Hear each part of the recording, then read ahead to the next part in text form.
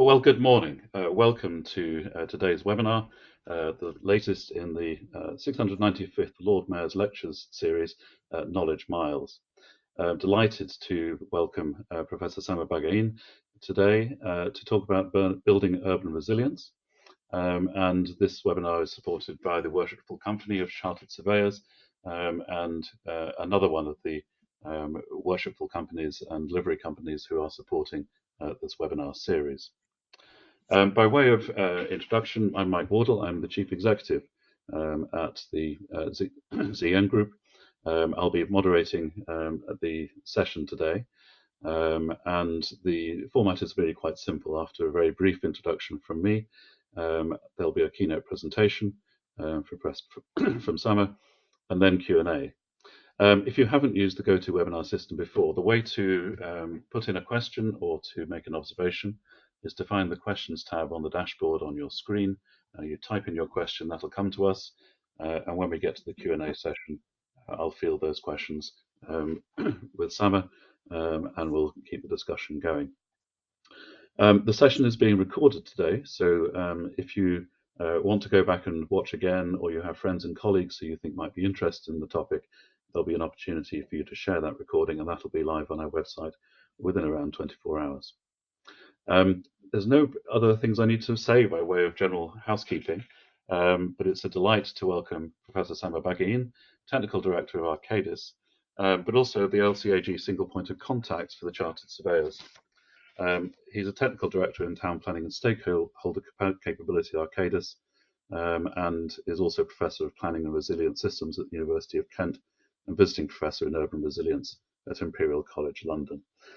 So we're delighted, Sama, to have you with us, and I'm going to hand over to you now for your keynote presentation. Really looking forward to hearing what you have to say. Fantastic. Thank you so much, Mike. Let me just get my screen up and running.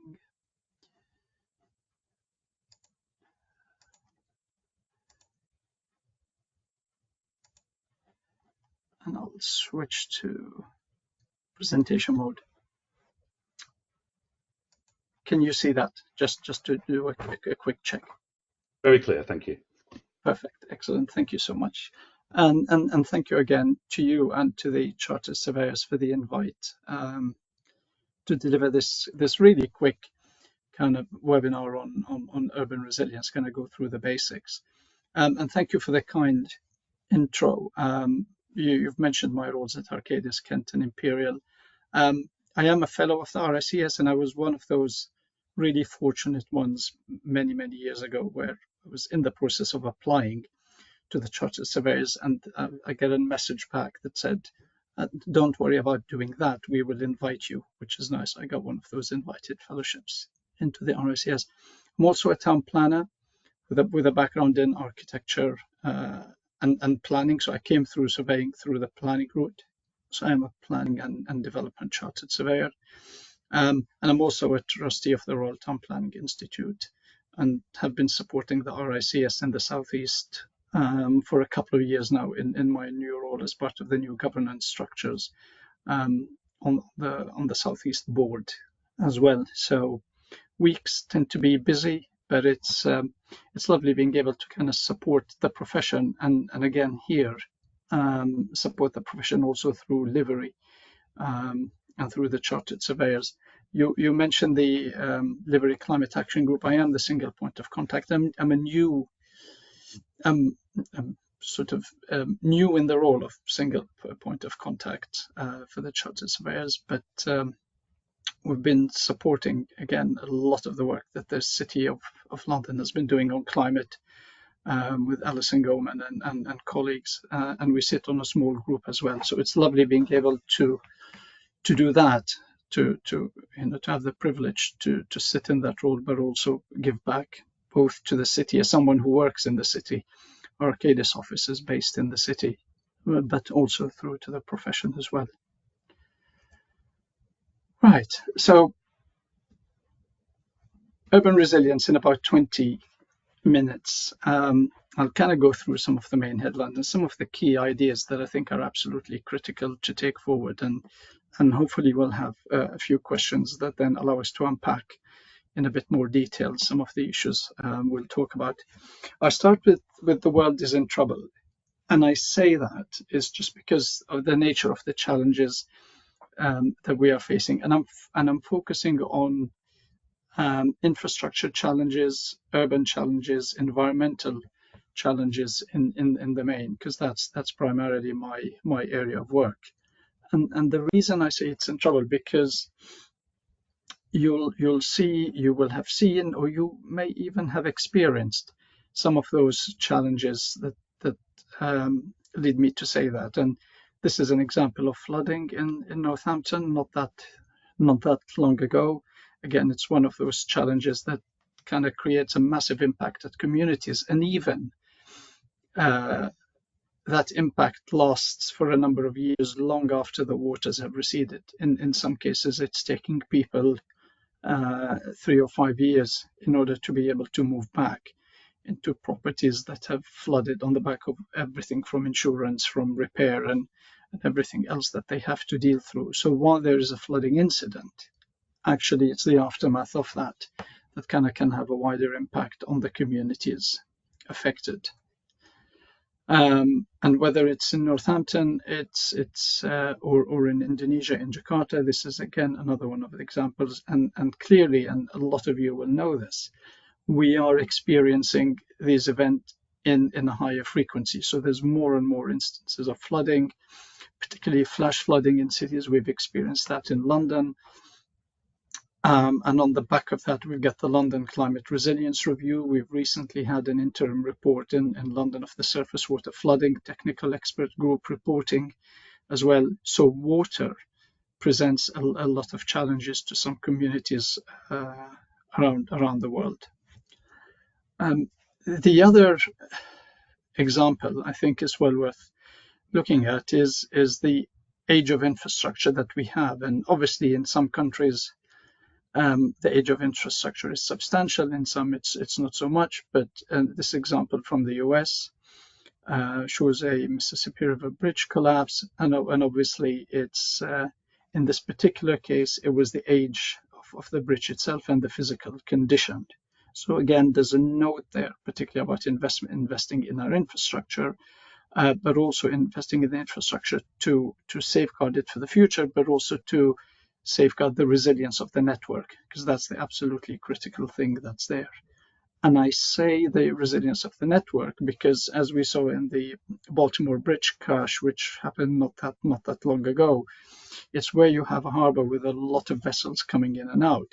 Once you have something like this blocking the entrance or exit to the harbor, actually it impacts trade globally as well. So that's the broader network effect and impact of a particular incident. But the repercussions that then happen and the reverberations that happen around the system in general are really well worth keeping an eye on and being mindful of those as well. We've had the pandemic, we've had COVID, and this is again another one of those examples of that world in trouble piece. And these are passengers kind of having their temperatures checked. If you look back on some of the signposting that organizations like the World Economic Forum does for us, for example, if you look at their 2019 Global Risks Report, I don't think pandemics were on that one clearly very visible in 2020 and 2021. It's an annual edition. And we've kind of now gone back full circle and gone back to environmental and climate challenges, I think forming 8 out of 10 of the top global risks in that Global Risks Report.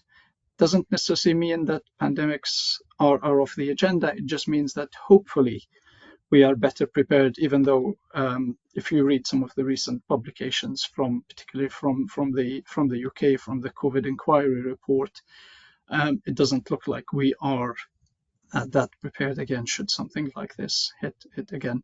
But it's a global crisis that requires a global response. And I think we've seen, back to the point of the network effects and the repercussions, we've seen that in supply chains on everything from PPEs to vaccine delivery. So it's that network effect and the global aspects of a particular a particular challenge. And this is another kind of challenge, and I'll kind of have another look at those in a few more slides. Traffic jams are one of these things that constantly kind of inflict a lot of damage, both on the physical infrastructure, but also on mental health, on air quality, and so on. And it's not unique to Lagos in Nigeria. It's probably something that is experienced across a lot of the rapidly growing cities, particularly in the global south.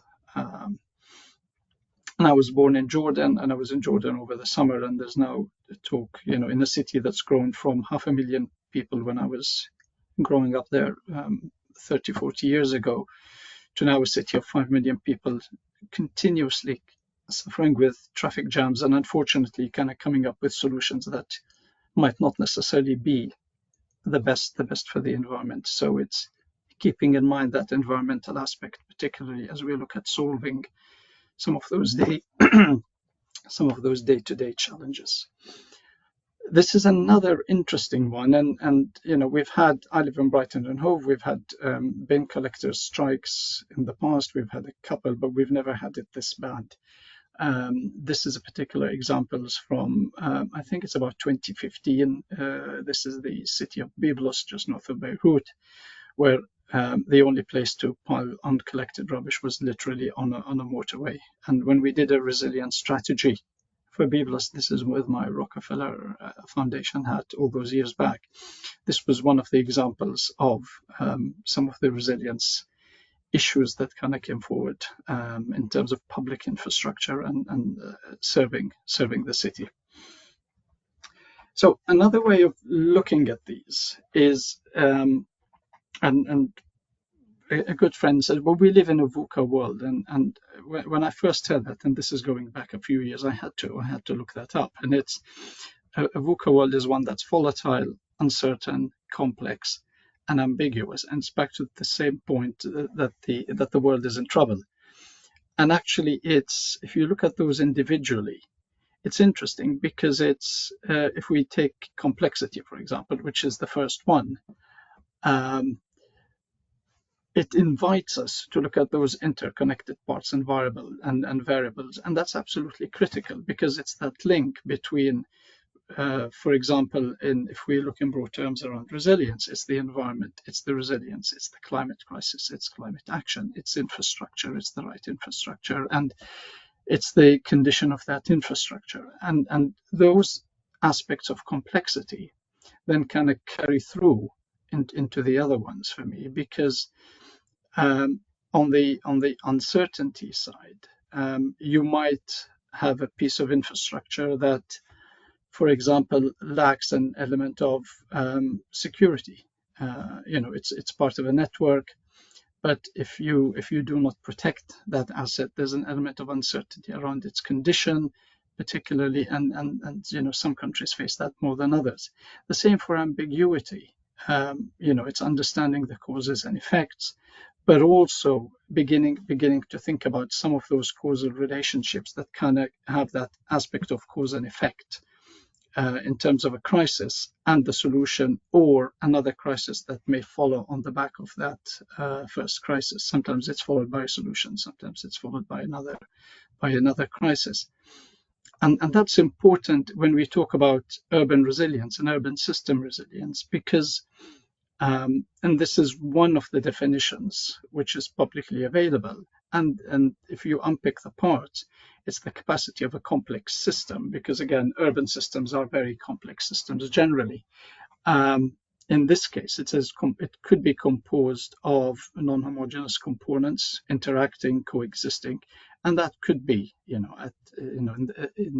by way of an example, it could be, for example, people and hard infrastructure.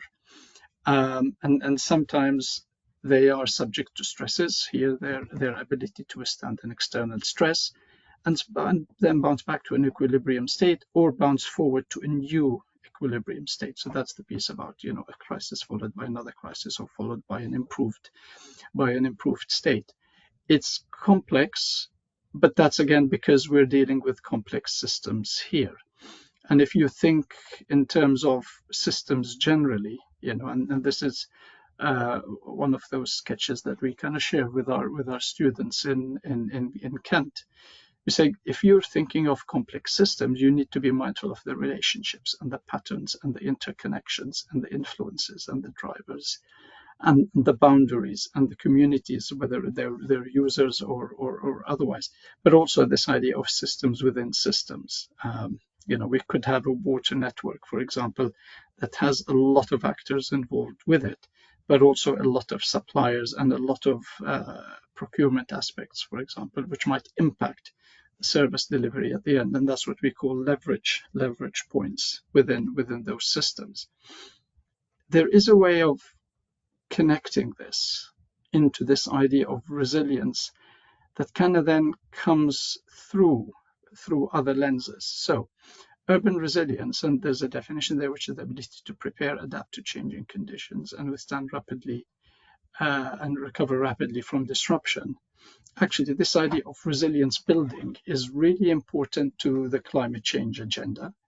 It's important to disaster risk reduction, because a lot of those kind of talk about the impact of hazards, and a lot of the time they're natural hazards, because that's the idea of climate change adaptation, whether it's flooding or whether it's other natural hazards such as earthquakes, floods. A lot of countries around the world face droughts. A lot of countries face cyclones and hurricanes, for example.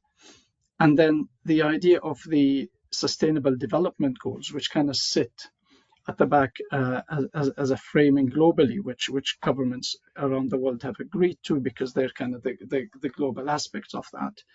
So those different components, if you like, kind of connect through each other. And in the way we talk about urban resilience, particularly, the way I see it, it's very difficult, and I think probably unhelpful, to separate it from climate change. I know we say there mitigation, but it's also adaptation, because a lot of the adaptation work that you do effectively helps you to build resilience, to help you to withstand future shocks as well. And another way of then talking about this and kind of simplifying our understanding of urban resilience, and I say the time to build it is now. I mean, it probably was 10 years ago, but I think the way the global agenda is probably still is a very active now, given the work that's happening around the world, is to try and simplify a lot of the definitions, to try and make them more accessible to people, because while as experts we might operate in this field and we talk about building resilience, actually it's the communities that live in cities, and a lot of this work would be happening in cities. It's you had the UN Secretary General recently saying it's cities where the fight against climate change will have an impact, and actually it's the building of urban resilience through adaptation that will have an impact. And this is a really wonderful definition. It's one that was pioneered by the Rockefeller Foundation. And it says it's the capacity of individuals and communities, because they're really at the core of that. So they're the residents who live in our towns and cities who are impacted by these crises, who are definitely part of the solution. And then at the same time, it's the institutions. So it's whether it's state institutions, city institutions, third sector institutions, that are absolutely critical, because they kind of shore up that individual and community resilience capacity and capability. And then it's the businesses. And by businesses here, I think we also mean the finance industry. So the people who will finance all of those shoring up solutions, the shoring up resilience solutions, that would be absolutely critical to delivering the adaptation infrastructure, for example, in order to build resilience. And then this idea of systems. So we kind of come back to this idea of systems, because we cannot, in an urban environment, for example, separate the social infrastructure, which might include everything from parks, play spaces, leisure centers, from the transport infrastructure. So whether that's trains, trams, buses, walking, cycling. emergency services, for example, of all kinds. So all of those are systems that operate within a global city and town system. So that's the idea of systems within a city. It could be the water system. So urban resilience is the capacity of individuals, communities, institutions, businesses, and systems within a city to survive, adapt, and grow. And actually, these days we say and thrive, because that's the kind of bouncing back into a better state. That's absolutely critical. And then no matter what chronic stresses and acute shocks they experience, and we'll have a quick look at what some of those chronic stresses and acute shocks will be, although we've had a hint in the first set of slides earlier. And sometimes we really need to be very mindful of those solutions, whether they're adaptation solutions or whether they're response solutions, because designing for resilience in the future can bring benefits today. And that's what Judith Rodin at the Rockefeller Foundation years ago called the resilience dividend. And here we have an image of Benthampleinplatz in Rotterdam in the Netherlands. It was retrofitted, I suspect, probably around eight odd years ago now, it must have been, to create a space where water is collected in a square that was prone to flooding. And when the square has no water in it, it has an immediate benefit, which is that it creates a space for the local community, and you can see there literally where those people are standing. Effectively, that is a water collection space where you have heavy rain. When it's not raining, effectively it has a benefit for the local community. So that idea of designing for resilience in the future, bringing benefits today, I think it's important, because one of the difficult things we experience as professionals is having to explain to communities why we are doing the things that we are doing, and why we're doing the things that we are proposing to do.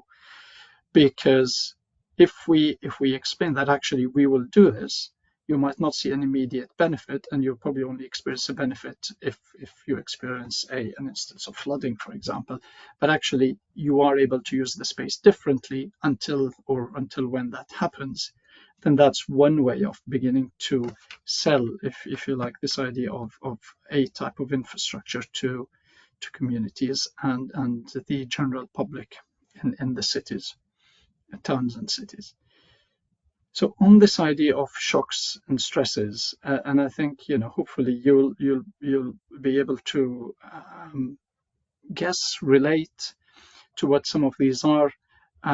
We split them into acute shocks and chronic stresses, and the acute shocks are effectively, I think, what you're probably thinking of is so it's the earthquakes, it's the floods, it's the hurricanes, it's the things that happen very quickly and very suddenly. So that's this idea of acute shock, that can have a lasting impact on an urban landscape, whether in a town or a city or otherwise.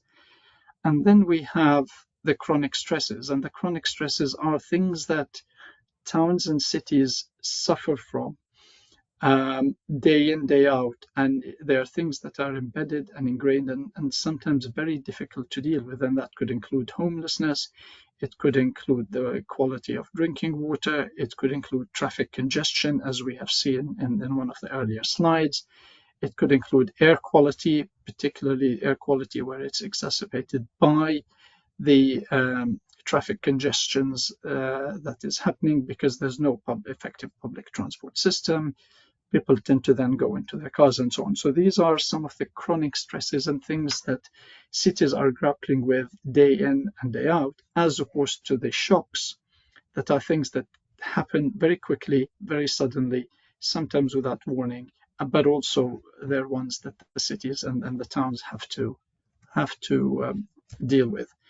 And the way our towns and cities deal with this is that they have to come up with solutions. So this is from Los Angeles. It's a traditional flood control method. I've seen something like this years back in Tbilisi in Georgia, for example, where you create a system around the flood effectively to create the space for the water to go, and then you're safeguarding the areas around it. There are other ways, and this is another means of flood control, and this is from Seattle in an area called Thornton Creek.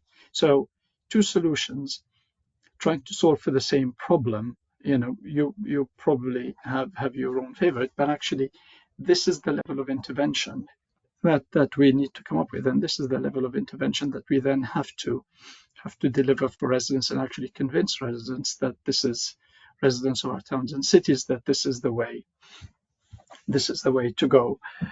We've had in England, particularly in recent years, a lot of organizations kind of looking at this idea of infrastructure resilience and how do you build capacity, both in the system, but also the capacity of expertise who are able to deliver solutions. And we've had policy put in place. We've got multiple organizations dealing with the same challenge, sometimes probably too many organizations.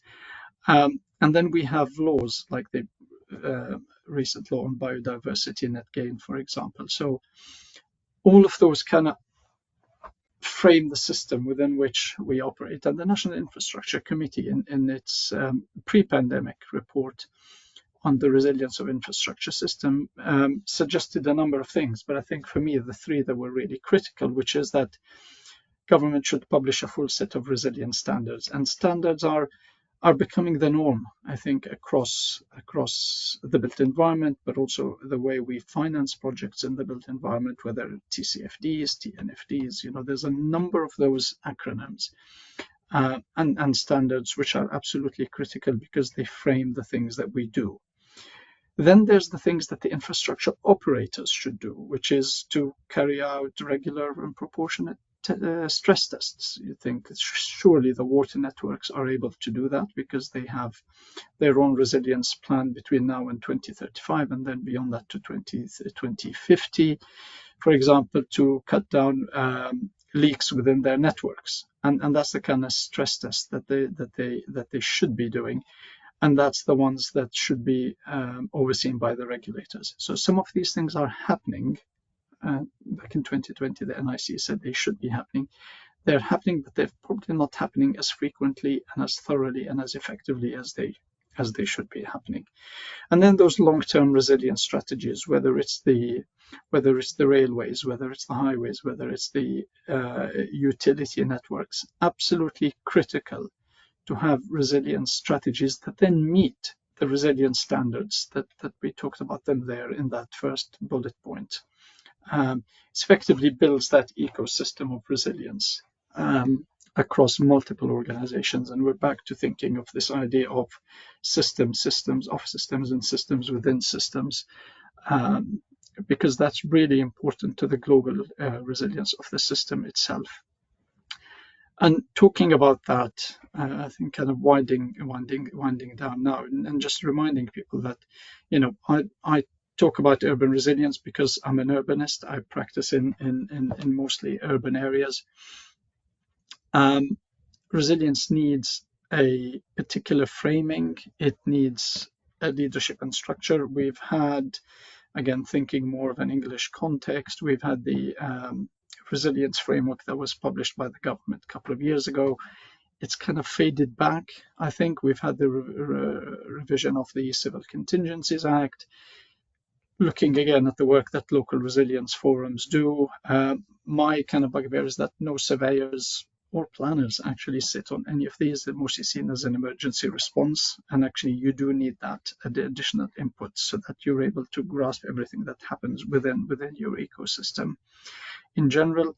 And we just need better leadership. I think like everything else, we're discovering that we need more capacity, more capability, more leadership in order to be able to understand that when we talk about urban resilience in general, there are the issues of the particular, which is that, physical resilience relates to infrastructure resilience. We have nature and we have environmental resilience. We have the economy in general and the economy of towns and cities, because that's absolutely critical in terms of what they contribute to the economy itself, but also how do we make sure that they become and remain, I think, viable economic entities. We could talk about the resilience of high streets, for example, within that context of economic resilience.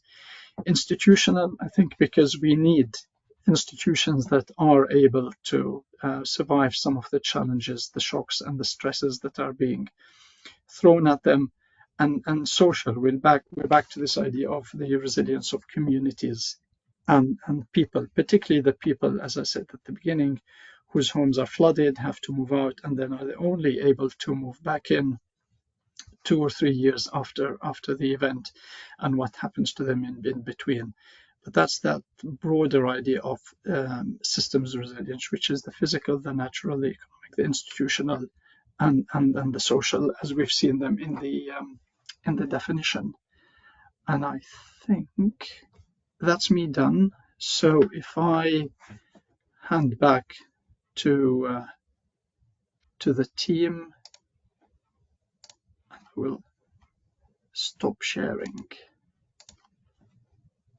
Thank you so much. Hopefully that worked, Mike. And yeah, hopefully I didn't have to rush through a lot of that, but perhaps you've got a few questions that kind of come up as a result of some of those things I discussed. We do indeed, and we have some applause coming in from the audience as well through the great system of emojis. John Adams, first of all, has got a question around the financial centres. World leading financial centres, places like London, Frankfurt, New York, Shanghai, are all prone to flooding in the near future. Are there resilience plans in place, and how seriously is this threat being taken? Yeah, and we've seen that in New York, for example. It wasn't that long ago that we had the subway flooded on the back of flash floods. Also, I think the work around resilience that the Rockefeller Foundation started about a little over 10 years ago on the back of Hurricane Katrina. We've since had, Hurricane Sandy and the hurricane. So there are particular challenges that they're responding to. And I think in London, we saw the flooding. I remember the pictures of Stratford, for example, flooded. So there are particular challenges that are well known. Let's put it that way.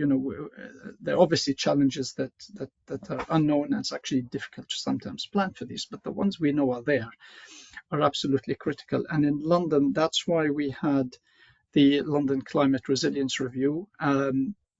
Recently published the full report in July, so only a few weeks ago, and the Surface Water Flooding Group, which is doing a bit more work.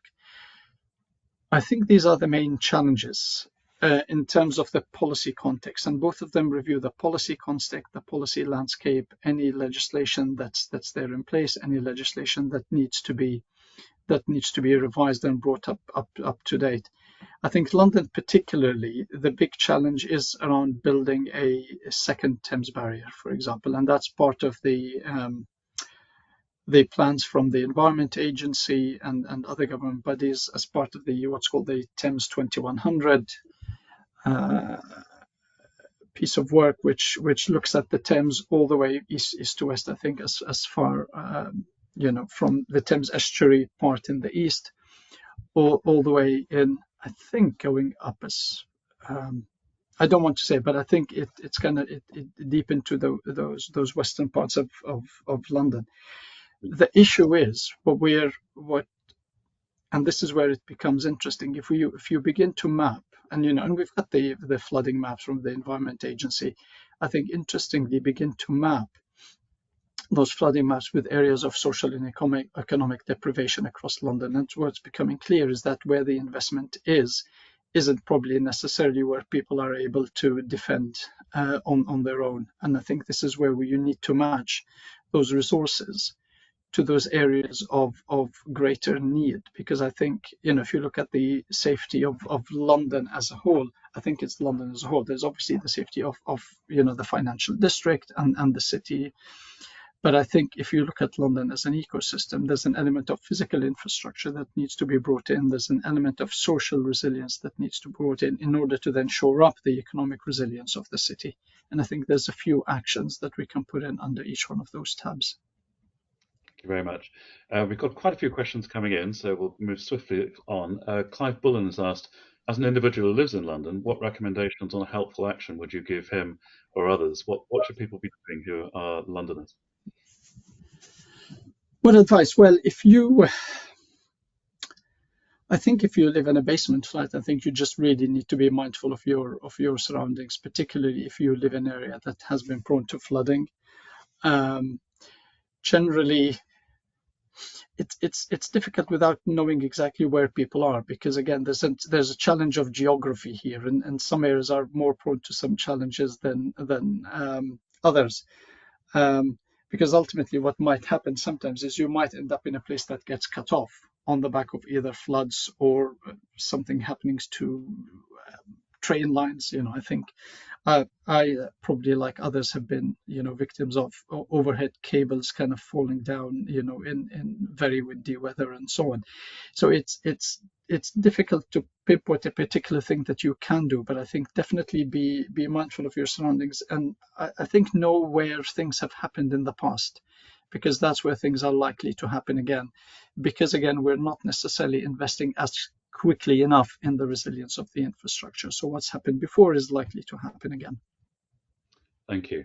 Bernard Hornings asked how important it is to build, manage, and maintain well ventilated but watertight and where necessary airtight buildings.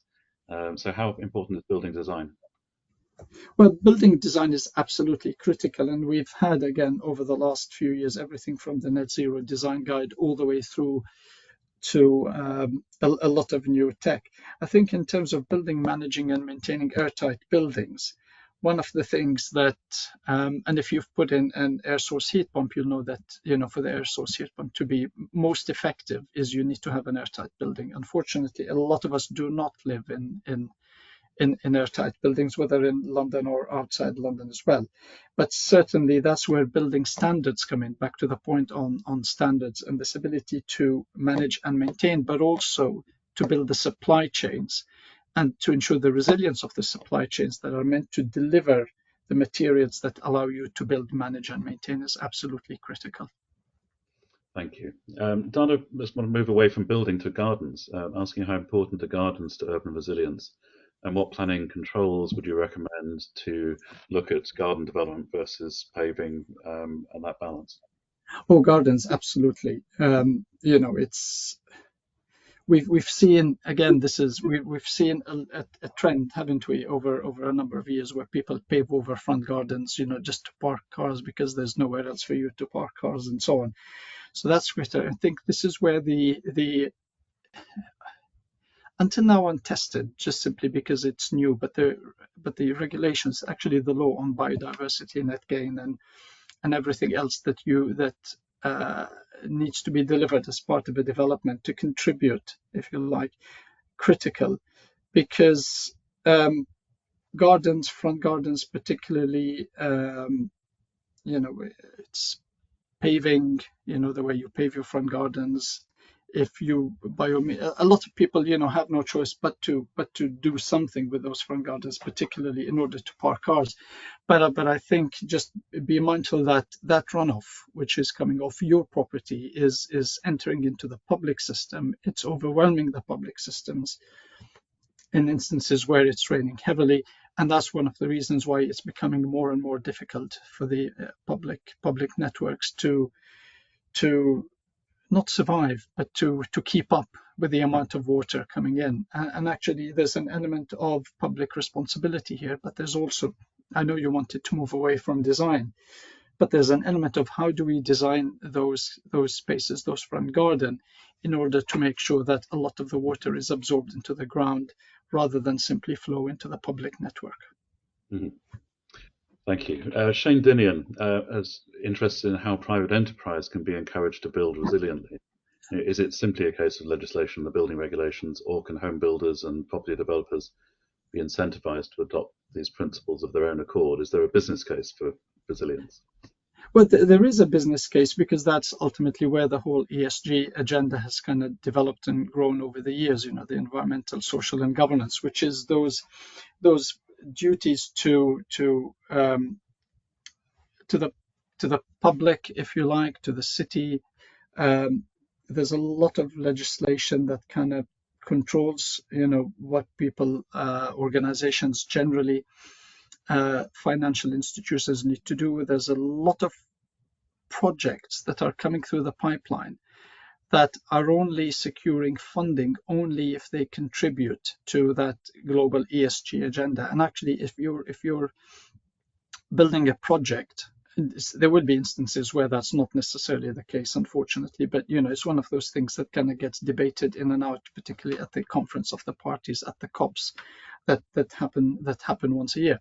But ultimately, if there are projects that are not building resilience, that are creating even more problems further down the line, then they should not get funding. But that's why you've now had the diversification of the financial products from green bonds and everything else, and that's a massively growing area of project finance, and certainly supported by a lot of the Global Development Bank and the international finance institutions around the world. So definitely, if you're in the business of building in order to build climate adaptation or build resilience, you are able to secure the financial products that allow you to do that. Thank you very much. Moving on, Tim Rawlins want to talk a bit about cyber resilience, the ability to survive, thrive a major incident, either an attack or an accidental issue like the recent CrowdStrike issue. And how far does urban resilience take into account our increasing reliance on technology? Yeah, so it's one of the biggest things. So I work for Arcadis, and I think one of the bigger projects that we're involved with, over and over again around the world, is these massive data centers, where all of that data is stored. And there's the physical infrastructure that kind of keeps the servers and everything else, but actually the cyber is absolutely critical. And I realize I didn't touch on cyber because we're talking generally about urban. But I think the issue with cyber is, again, that idea of systems integration and the protection that a lot of organizations do. So I'm a trustee of the Royal Town Planning Institute. Cyber is one of our top risks. For example, it's, as I'm sure it is for every other organization, whether it's in the banking sector, whether it's hospitals. We've seen the hospital database recently breached as well. So absolutely critical. How it sits kind of side by side with the urban question is, I don't know, it's well worth looking into, other than the buildings that you are building. But if we take an element of security, if you look at this idea of security generally, and water networks, for example, so the protection of water networks, so there's the element of protecting the physical infrastructure, so the physical network. That network will most likely have a digital twin where it's monitored in real time by the water company. And that's where the element of cyber comes in. So I think it kind of sits side by side with the cyber physical infrastructure. And we've had organizations begin to look at that cyber physical infrastructure, including the Geospatial Commission, for example, here in England. So there's people already doing work on that in the background. Thank you very much. We've got time maybe to squeeze in three more very quick questions. David Bates has asked, how do we build intelligence into the system to ensure that capability is continuously developed? And who kind of pays for that development of intelligence, I guess, in the various systems that we run? Yeah, so I think that's a question of capacity and capability. And again, who pays generally? I think the money probably needs to come from government. Other people might disagree, but I think generally where we are talking about the people who are able to do that, that is a question of capacity and capability, whether people going through colleges, universities, and so on, or training. I think that's where that piece needs to come in, but an absolutely critical piece and a big piece of the puzzle within the system, because it's about the future as well as the present. Thank you very much. Gordon Rates has asked, where can managing and improving air quality fit into this in terms of the benefit to businesses in urban areas? Yeah, so it's a difficult one, because particularly when you're talking about businesses, I think the Bank Junction in the City of London is a recent good example, isn't it? Where you've kind of brought in a new layout to control traffic, keep traffic out, walking and cycling, give space for people, improve air quality, and then obviously an increase on the city from some corners in order to open up the junction to more traffic, just because people can't hail a cab or whatever it was. that's one of the critical things. And we've seen that in towns and cities where red routes were introduced in high streets. Businesses began to suffer, and then the process was rolled back as well. So I think there's an element there where you need to look at air quality probably, and have an honest conversation, I think, with the businesses, but also with your highways and transport engineers, and look exactly what you can do and make sure that everybody's on board, because it's not great when you bring in a wonderful scheme, but end up having to roll it back just because of probably real worries, concerns, and fears from particular quarters. Sure. And a very final question, we're just bang up against time, but Hannah Sword has asked, how did you get into a career in urbanism? But I mean, I did say I started out as an architect, so I did architecture at the Bartlett, and then went into urban design, and then went into planning, and then went into surveying. So and then probably back in 2015, 16, I went into resilience. So it's an interesting one, and I love it. And I work in the private sector, I work in the city, I say, but I also train people for the future. So I love all bits of it. It's a lovely career. I think somebody once said, they said you're a minor polymath. I said I'd take the minor and keep the polymath. But Thank you very much. We did have one last question come in, but we have run out of time. But just Ransford Stewart has asked how we get politicians to take all this seriously, given the short electoral cycles in the UK and elsewhere. There are probably some answers to that, and we might want to engage in another. And I can follow up with Ransford separately. It's a lovely question. It's definitely, again, it's who takes the decisions, particularly in towns and cities, and it is the politicians. Well, thank you very much indeed for that. For the audience, we have some fascinating sessions coming up. On the 4th of September, a session on neuro-inclusive London, connecting minds and realizing dreams, looking at how neurodivergence fits with business. On Thursday, getting kids to care about culture. Tuesday next week, revolutionizing training with human-centered and ethical AI. So do keep an eye on the Knowledge Miles Net website to see future events coming up. Just remains for me to thank you, the audience, for your attendance and for your engagement. We had a very lively question and answer session. And a really big thank you to Sama Bagayan for running over such a wide area and showing his depth of expertise, both in the presentation and in questions. So thank you all. We'll see you again at future events. Thank you. Thank you, Mike. Thank you.